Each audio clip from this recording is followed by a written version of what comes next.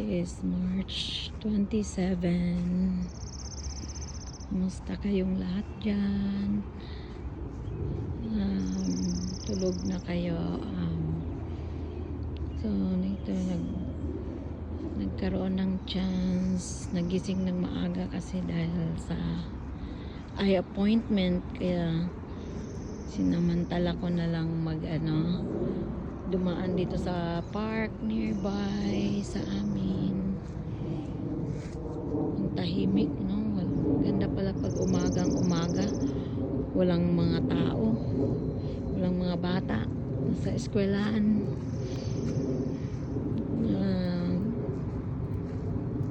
Naalala niyo to, napakita ko na to sa inyo noon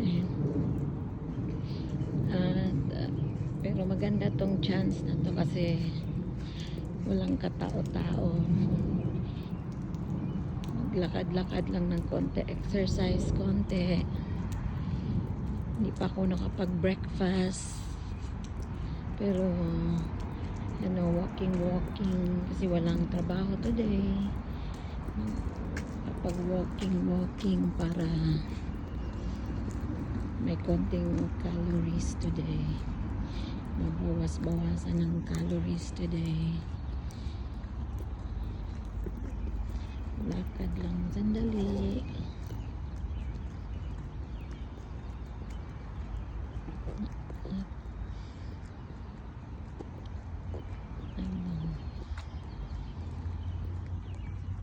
Ginagaya ko si Aliba may view, pero sa akin live, sa kanya streaming. Hindi ako marunong mag-streaming.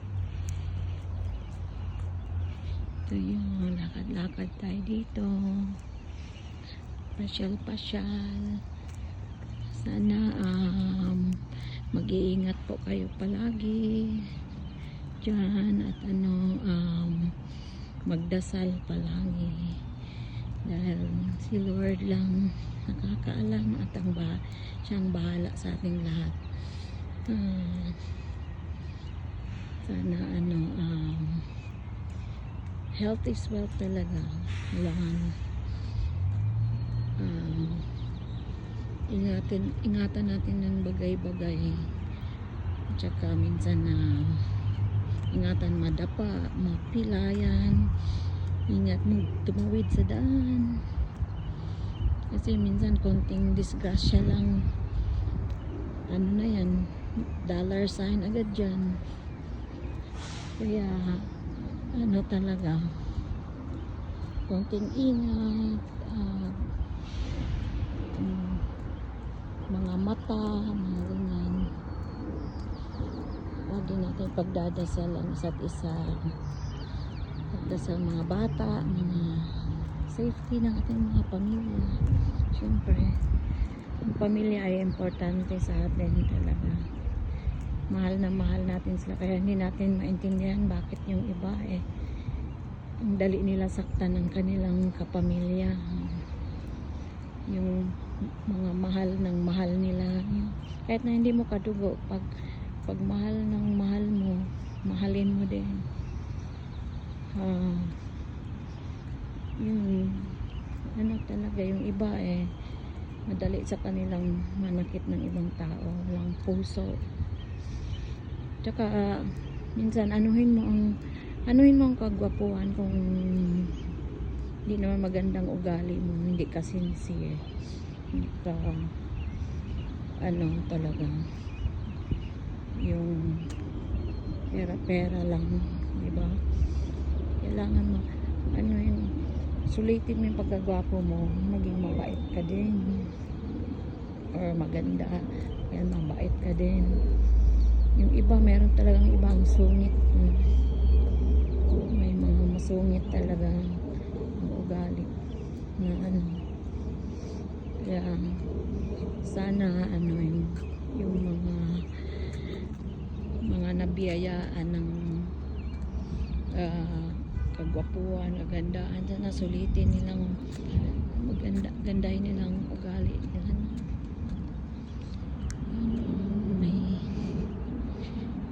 Dito may bear, yan natin yung bear.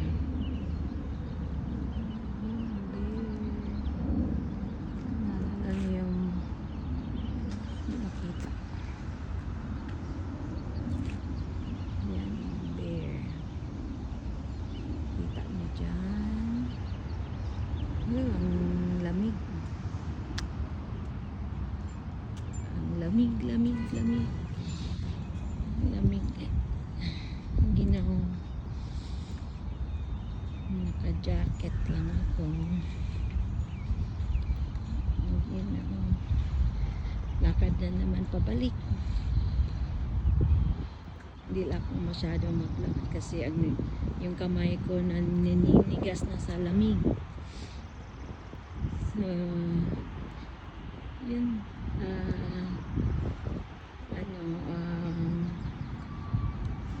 Sana wag lang natin laging kalimutang maging makatao. At, matakot tayo sa karma. At,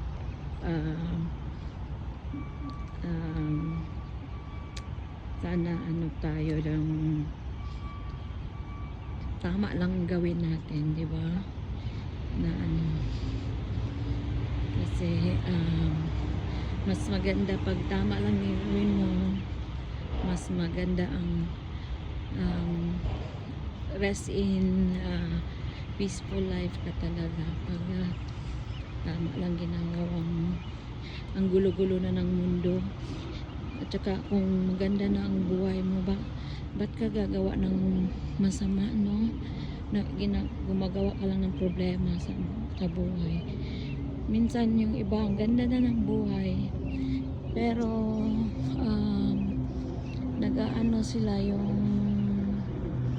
alam yung, suddenly, gagawa sila ng something na hindi maganda, yung bang something stupid, na magsasalita sila ng something na nakakapanakit ng ibang tao, tapos ang mangyari niyan malaking yan, pagkakamali nila sa buhay dahil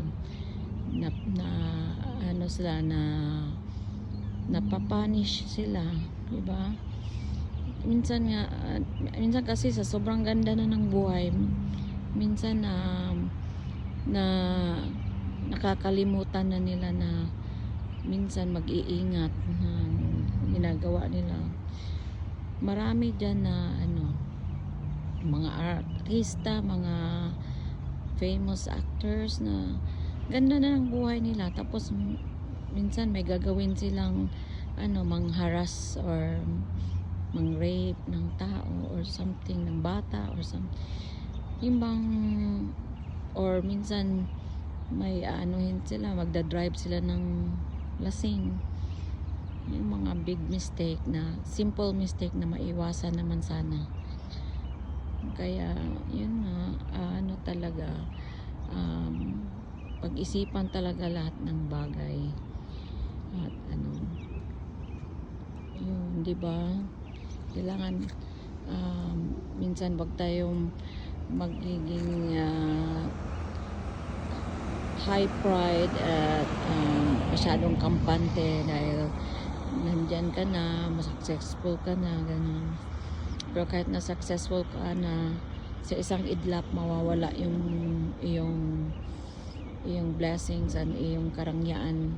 Kung halimbawa makulong ka dahil nag-drive ka, umiinom, lasing, mawala yung trabaho mo, mawala yung mga pera mo, mawala yung mga kaibigan mo, minsan biglang mawawala sa'yo. Daming mawawala sa'yo talaga. Wala yung bahay mo, dati may malaki kang bahay, bigla na lang mawala kasi nasa kulungan ka na, wala kang pera. Marami akong nakita nagsisisi na ganyan. Kaya think twice lang talaga. So yun guys, yun lang ang masabi ko today. Ingat-ingat po kayo palagi. Enjoy life, enjoy nature. Love lang. Ganda ng araw today. Buti na lang binigyan ako ni Lord ng pagkakataon ma-enjoy ang gandang weather na walang ulan. Pero mukhang uulan na naman. Tingnan nyo, ang clouds talaga, grabe. So ingat-ingat lang guys. Thank you guys. Love you from Seattle, USA. This is Winnie, Seattle, USA. Nagsasabing I love you. Bye bye. God bless.